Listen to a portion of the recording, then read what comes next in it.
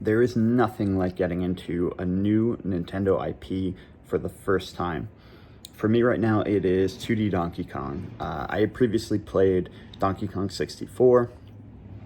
I loved Donkey Kong Bonanza, and so I dropped right into Tropical Freeze, and it's become like one of my top 5 favorite games. I think it is incredible. And this is just Nintendo. Like, this happens with almost every Nintendo property for me. When you first play a Nintendo property that you've never played before, it can be ages old. Another example is Splatoon.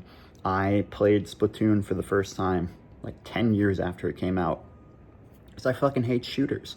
I am so sick of the oversaturation of shooters in the gaming marketplace.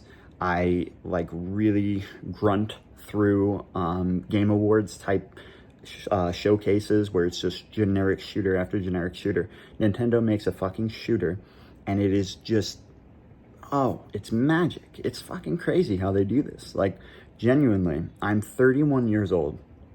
I'm sitting here playing 2D Donkey Kong and I'm losing my mind. Like, that is something so special, you know? It's always a little embarrassing. Like, I was talking to some of my newer friends that are that have no experience in gaming. And, you know, they're asking me, like, what some of my favorite games are. And I will always say Nintendo games. Like, every time there is going to be a Nintendo property that just stands out above everything else.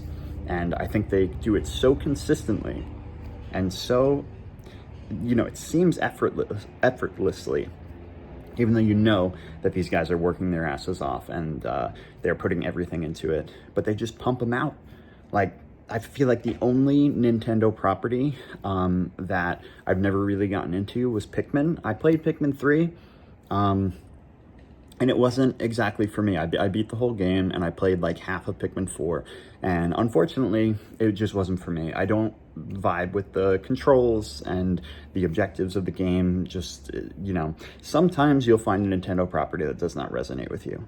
But I'm still like sitting there listening to the music of Pikmin, just like super enthralled by the visuals of it, the concept of it. There's always just so much to appreciate. Even if it's not your thing, there is so much depth to every Nintendo property that you will find something to love about it. So there's genuinely no Nintendo property that I truly dislike, you know? I'll always just say it's not my thing. And you pick up Splatoon for the first time and, you know, you're expecting the multiplayer to be the emphasis, and I'm not really like a big massive multiplayer online kind of guy. Ironically, after coming from fucking streaming Smite, that was a major exception for me, and it, you know, kind of took off. But I can't stand just queuing up over and over again in like multiplayer lobbies. For some reason, I just really don't enjoy it. So I knew that I wasn't going to get into the multiplayer Splatoon. And I hear that the campaigns are really like underdeveloped, you know, they're like half-baked. And so I go in with like low expectations. And to be fair, Splatoon's campaigns, like, you know, they're very valid criticisms. They are pretty bare bones and they don't experiment as much as I'd like. But when you get towards the end of a Splatoon campaign, whether it's 1, 2, or 3, or the DLCs, there are just these magical moments where this game just fucking goes full throttle into such a cool, compelling direction that it just like ignites a spark in you. And I think it is so cool that Nintendo manages to do that for adults like myself. I can't even explain how cool I thought it was in Splatoon 2's like Octo expansion, when you get towards the end and, you know, the story starts really kicking into full gear, and some of the boss fights are just becoming like massive. And the ending of Splatoon 3 is like one of my favorite endings of a video game. I absolutely loved it. and its DLC. Like, even if a Nintendo game is flawed, it has so much broader appeal because they're doing something that hardly anyone else is doing. They're making truly original, creative games. They're taking risks.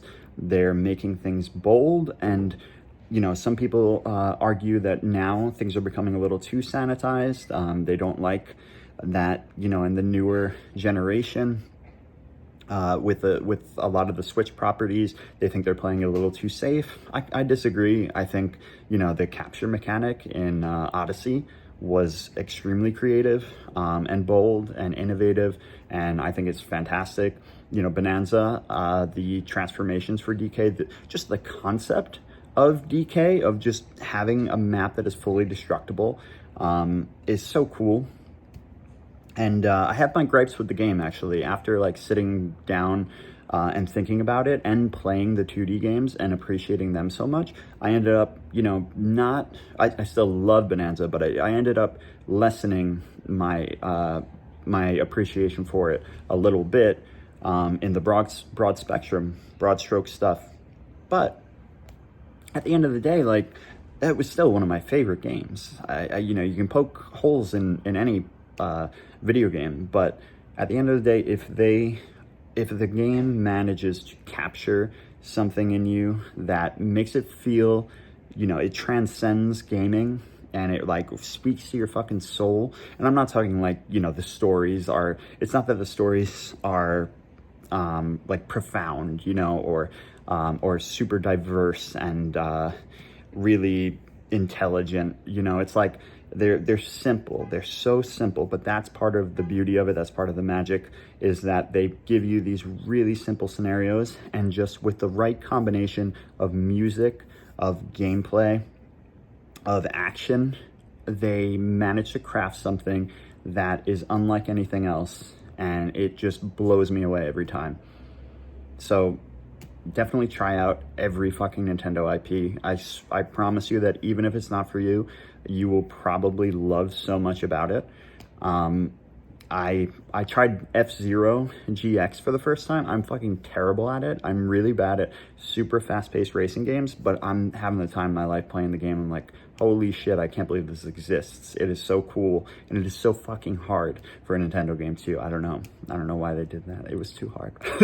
People play on hard mode. I'm playing on normal, and I'm like doing 20 tries each level. But it's just like, they're all so novel, like Captain Falcon as a character. Like, what the fuck is that? What inspired them to do this? Some of their designs are so unique and so iconic that they knock it out of the park time and time again. And it's just so funny that, Splatoon was the thing I thought that I would never care for. And each of its campaigns hooked me so much. I think that if other developers took more lessons from Nintendo, we would be in such a better place in gaming in general. Nintendo, the cool thing about them is that, even though they're taking these risks and they're making projects that aren't as appealing to